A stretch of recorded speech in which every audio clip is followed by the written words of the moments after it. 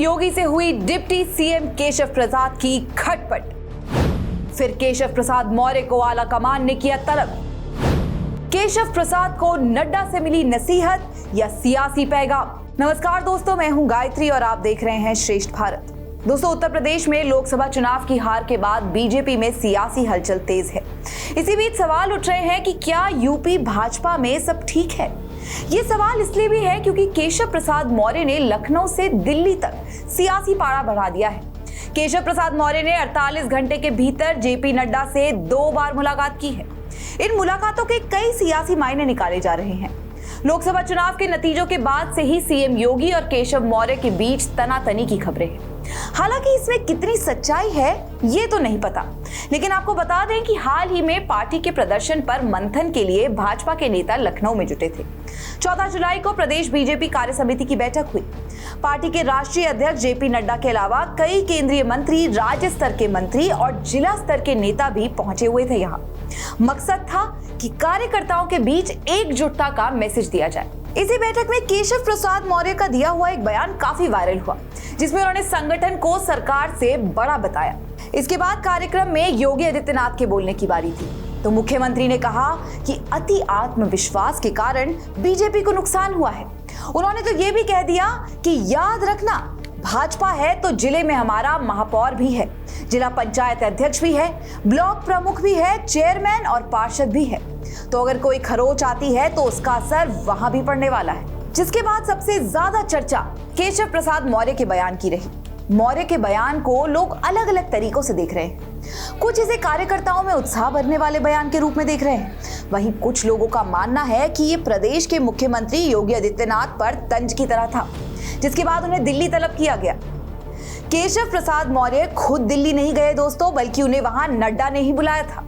जब लखनऊ में कार्य समिति की बैठक हुई, उसी समय इस दिल्ली वाली मुलाकात की पटकथा लिख दी गई थी। कयास जरूर लगाए गए कि इस मुलाकात के जरिए यूपी में कोई बड़ा सियासी भूचाल आ जाएगा, कोई बड़ा बदलाव देखने को मिल जाएगा।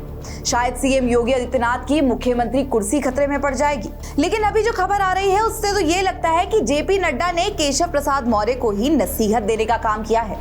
अब बातचीत को लेकर कोई औपचारिक बयान या स्टेटमेंट सामने तो नहीं आया है, क्योंकि बीजेपी अध्यक्ष नहीं चाहते हैं कि केशव प्रसाद मौर्य सार्वजनिक मंचों पर कोई भी ऐसा बयान दे जिससे पार्टी की छवि को नुकसान हो और बातें बनने लगे कि योगी आदित्यनाथ और केशव प्रसाद मौर्य के बीच सब कुछ ठीक नहीं है।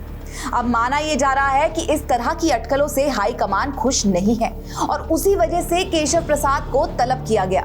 दिल्ली मुलाकात के दौरान उन्हें संयम बरतने के लिए कहा गया है। वैसे ये कोई पहली बार नहीं है दोस्तों जब केशव प्रसाद मौर्य और योगी आदित्यनाथ के बीच खटपट की खबरें हो। जब 2017 में योगी को मुख्यमंत्री बनाया गया था तो सबसे ज्यादा दर्द केशव प्रसाद मौर्य को ही हुआ था। वो तो ये मानकर चल रहे थे कि पार्टी एक ओबीसी चेहरे को ही सीएम पद दे देगी, लेकिन योगी आदित्यनाथ को यूपी का मुख्यमंत्री बनाया गया। जानकार कहते हैं कि दोनों के बीच कलह की शुरुआत यहीं से हो गई थी, जो वक्त वक्त पर सबके सामने आ जाती है। वहीं लोकसभा चुनाव के बाद फिर बीजेपी सियासी संकट से जूझ रही है दोस्तों। यूपी में उसे संघर्ष करना पड़ रहा है। जानकार ये भी मानते हैं कि मौर्य आपदा में अवसर खोज रहे हैं। उन्हें लग रहा है कि इस वक्त उन्हें पार्टी में कोई बड़ा पद मिल सकता है, क्योंकि केशव प्रसाद मौर्य यूपी में बीजेपी का एक बड़ा ओबीसी चेहरा है, इसलिए पार्टी उन्हें नाराज भी नहीं करना चाहती है। केशव प्रसाद गृह मंत्री अमित शाह के भी काफी करीबी माने जाते हैं।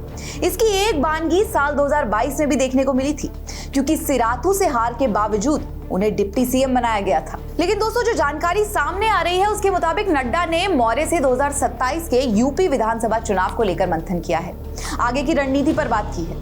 पद देने को लेकर कोई बात या आश्वासन नहीं दिया गया है। वहीं सीएम योगी का मुख्यमंत्री पद से हटाए जाना भी बेहद मुश्किल है, क्योंकि सीएम योगी आदित्यनाथ सवर्ण जाति से आते हैं, जो कि बीजेपी का कोर वोट बैंक भी है।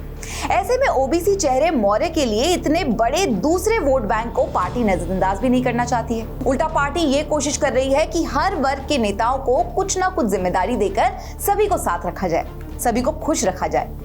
पार्टी की ये कोशिश कितनी कामयाब होती है ये भी जल्द साफ हो जाएगा। वैसे आपका क्या कहना है इस खबर के बारे में, कमेंट करके जरूर बताएं और खबर को शेयर करना बिल्कुल ना भूलें। श्रेष्ठ उत्तराखंड पर खबरों से जुड़े रहने के लिए चैनल को सब्सक्राइब और लाइक करें, बेल आइकन दबाएं और देखते रहें श्रेष्ठ उत्तराखंड।